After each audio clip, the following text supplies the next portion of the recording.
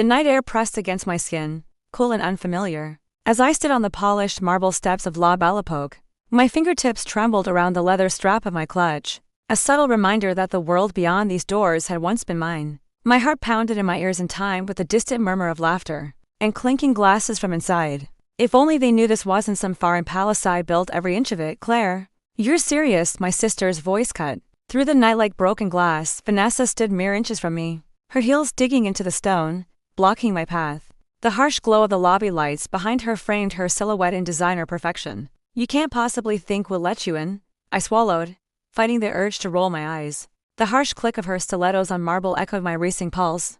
I'm not asking to be let in, I said, keeping my voice steady, almost casual. I'm here to celebrate Dad's birthday. She laughed, a high-pitched staccato that grated on my nerves. Celebrate? With what money, Claire? Last I checked, you were still slinging appetizers at some bistro. Her words were precision-cut daggers aiming for the quiet bruise of old family wounds. They know we can't afford a tasting menu here.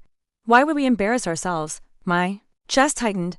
The tasting menu, handcrafted by Chef Emile himself, wasn't just any meal, it was the crown jewel of my creation. I'd spent months collaborating with him, perfecting each course, yet here I was, standing outside like a charity case. My fingers pressed against the smooth leather of my clutch. The weight inside, though light, felt like lead. Vanessa's designer dress shimmered in the light, a blatant knockoff of a Paris runway piece. I recognized the cut immediately. I'd modeled it in a preliminary sketch at lunch last week. She didn't know I'd seen it, but I didn't let her know. I think you're mistaken, I said softly. It's not about money, she arched a perfectly plucked brow. Oh, then what is it? Because Mom texted this morning, don't come to Dad's birthday. It's a La Belle Époque. You can't afford it. Don't embarrass us. I closed my eyes for a moment, tasting the bitterness of their low expectations. My mother's words had come through with such sanctimony, as though they were doing me a favor by keeping me away. But I had something she couldn't text away, the deed to La Belle Époque, tucked safely beneath the silk lining of my clutch. My voice found its calm center. I think you'll find I'm exactly where I belong, she scoffed, right? And I suppose you're the owner now. She tilted her head, smirk growing. Did you scrape together enough tips to buy a gift card from the mall? Or maybe a souvenir from Olive Garden? The guests inside shifted, their laughter flicking around like dry leaves in a breeze. My mother appeared beside Vanessa, pearls at her throat gleaming under the chandelier warmth. She laid a possessive hand on Vanessa's arm. Be gentle, dear. Claire's doing her best. She's so persistent. Funny how she could summon that gentle motherly tone for Vanessa's insecurities, but never for me. I glanced at Mom's Louis Vuitton bag, noting its pristine condition. My handmade Italian leather clutch, a single statement piece, cost more than her entire outfit. I clenched my jaw instead of pointing it out.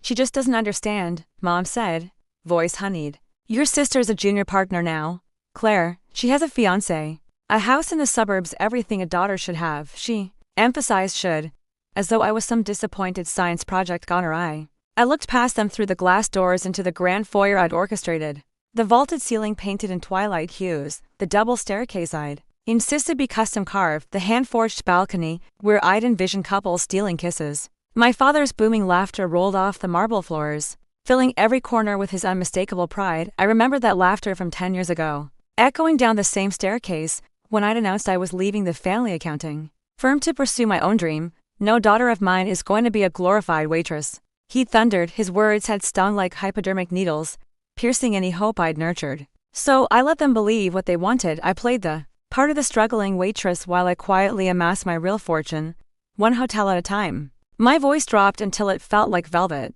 Did you know that La Belle Époque was almost bankrupt when I bought it 7 years ago? Or that I sank my last dime into its renovation? That every suite, every table, every chandelier was my choice? A hush rippled through the gathering. Inside, Vanessa's jaw dropped. Mom's hand froze midair. I held the weight of the moment, 30 seconds stretching like ours before I reached for my clutch and pulled out the envelope. Light caught the gold foil insignia on the document, my signature, my claim. Oh please, Vanessa whispered, that's a deed to some villa in Tuscany, isn't it? Did you even come here for Dad? I slid the envelope back into my clutch and smiled unhurried. It's for Dad too. But first, I let my eyes sweep the lobby, locking onto the security podium where Owen stood, arms folded, impeccably tailored in navy. Owen, I called, turning so the staff could hear. Is everything ready for tonight? At the sound of his voice, the guests turned in unison, their polite chatter evaporating like mist. Owen's posture shifted. and he strode forward as though I were the queen of some long-lost realm. "Madam CEO," he said, voice rich and respectful. "Everything is prepared according to your specifications. Your father's suite is on the VIP mezzanine, and Chef Emile requests your final approval of the menu." The name CEO hung in the air.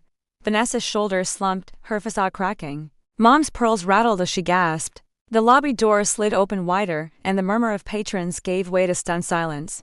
I stepped inside, heels clicking with purpose. The front desk staff straightened, bowing their heads in unison. "Good evening, Miss Claire," they chorused. "Welcome home." I inclined my head, brushing away the sting of their earlier assumptions. Vanessa's face had gone pale, Mom's mascara smeared beneath her eyes. I led them through the lobby, every glance forward reinforcing the truth they denied: I belonged here. My phone pinged with a text from my financial team. "Acquisition of Montclair Bank approved. Congratulations, CEO." I tapped a quick thumbs up and tucked the device away. No one needed to know the full breadth of my empire just yet. We reached the private elevator, the one with the biometric lock I developed to ensure only vetted guests could access the VIP level. I pressed my thumbprint. The doors opened with a soft hiss. Vanessa tried to slip by, but I held the door, letting them follow. Inside, the air was laced with subtle rosewood and creme brulee. The elevator whispered upward, and as we emerged onto the mezzanine, my father rose from his seat at the head table. His laughter died on his lips, replaced by a bewildered silence. "Claire?" he said, voice low, as though testing his own hearing. "What are you doing here?" I crossed the room at a measured pace. Each table we passed held guests I courted, contracts I'd negotiated, people who now looked at me with admiration instead of pity. Mr. Blakemore from the City Council raised his glass in greeting. The Moretti siblings, who'd leased my Riviera resort last summer, offered polite applause. Even Chef Emile stepped from the kitchen, wiping his hands on his apron, eyes shining. My father's chest heaved with emotion. "Your mother said you couldn't afford this." I stopped at the head table, meeting his gaze. "I can afford anything. In fact, I paid for every detail of tonight's celebration." I tapped the envelope in my clutch. "That's the deed to a villa in Tuscany for your birthday gift." A ripple of astonished smile spread around the table. My mother reached for my hand as though to steady me, but her fingers trembled. Vanessa stared at the envelope, at me, at the thousands of flashing memories she'd never seen.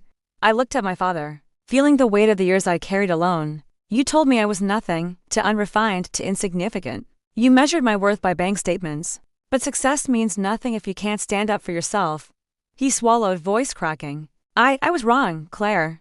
I let the silence stretch. The crystalline chandeliers overhead caught the light, scattering brilliance across the room. "I built this place from the ground up. Without your support, respect isn't given, it's earned, and tonight, I've earned it." Gasps and applause erupted as the staff began to softly play Happy Birthday. My father blinked back, tears, his stern weight dissolving. He stood, opening his arms. "My daughter, the visionary," I smiled, stepping into his embrace. The weight of the clutch in my hand no longer pressed, it felt like triumph. The room filled with laughter and congratulations. I caught Vanessa's eye. She looked both ashamed and in awe. Mom dabbed her eyes, nodding in reluctant pride. The rest of the night passed in a blur of toast and fine wine. I watched from my seat as my family, once my harshest critics, basked in reflected glory. Guests sought me out, eager to discuss partnerships, expansions, new ventures. The same people who laughed at my supposed poverty now clamored to know my secrets. Later, as the party wound down, I found Dad on the terrace. The city lights stretched below like glittering confetti. He handed me a glass of champagne. "You taught me something tonight." I let the cool bubbles tickle my lips. "What's that?" "That success is more than money, it's integrity, passion, and standing tall," he said, his tone reverent. "I'm proud of you." I nodded, eyes drifting to the skyline I'd shaped. "I know. And for the first time, I feel like I'm exactly where I belong." He clinked his glass against mine. "To my daughter, boss of La Belle Epoque." I laughed, the sound bright and free. "To us, Dad," as the fireworks burst overhead, painting the night in ruby and gold. I realized that no sum of money could match the victory of claiming my rightful place, boss of my own destiny and of a family that finally saw me.